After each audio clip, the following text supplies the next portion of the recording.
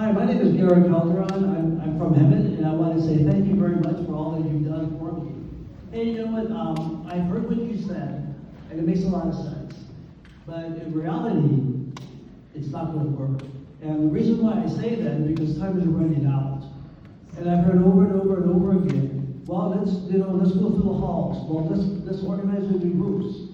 Let's talk to our Republican friends and neighbors, and let's organize it all the time. Trump is laughing at us. And I see them growing stronger and stronger and stronger. And I'm part of this. I mean, I'm doing lots of protests. I march, and I feel like I'm going nowhere. You know, I look to you. I emailed you, and I said, we need help. You know, it starts with you. Yeah. And I'm ready to march. I'm ready to protest. Because honestly, is there any way Congress can stop Trump's paragraph? I see what he's doing to the colleges, universities. I was a teacher for so many years. You came to my school once. I said it's elementary, and it was amazing. But now everything's falling apart. We don't have that time. We don't have till the next election, to be honest. It'll be over. Thank you for that. So one is I'm a fighter, and two, I'm an optimist, okay? We cannot lose hope. We cannot feel disempowered. We cannot fall into this idea that there's nothing that we can do. We cannot do that. That was their intention. Their intention of saying we have a mandate. Their intention is we have this shock and awe, which... I can't vote anymore. My name changed. So the SAVE Act, you're referring to the SAVE Act. So yes, we could talk about the SAVE Act too. So so what I'm saying is that was designed to make people feel like there's so much going on that they were powerless, okay? And we need to break through that idea. Because one, there was no mandate. He did not win over 50% of the popular vote. Imagine that.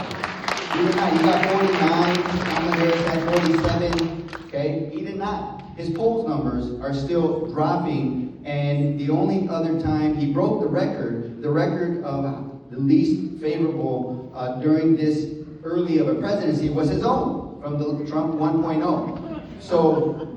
So I hear you, and I too am frustrated on how slow the courts work. They work very slow, and it seems like he's continuing to make these changes. I feel that concern. I've lost sleep over it, and what we need to do is continue to push back, show that frustration and anger. The SAVE Act that she's referring to is a bill that was disguised as going after undocumented immigrants who vote. By the way, that's already law. That is already law.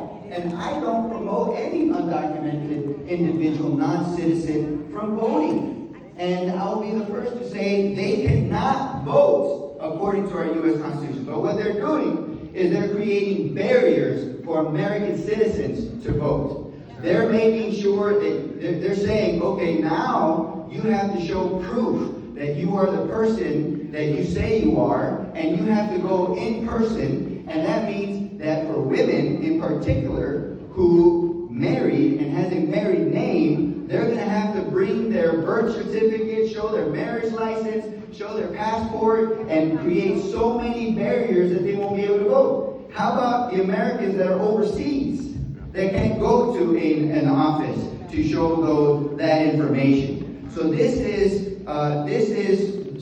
we've been through this before in the Jim Crow era in the South. We've been to how they have requirements, whether your ID, whether you pay a fee.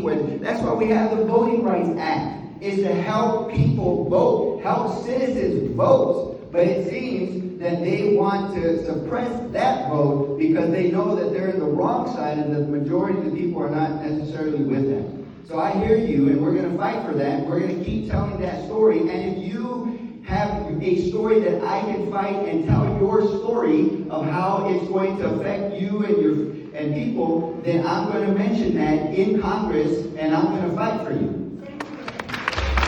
Thank you.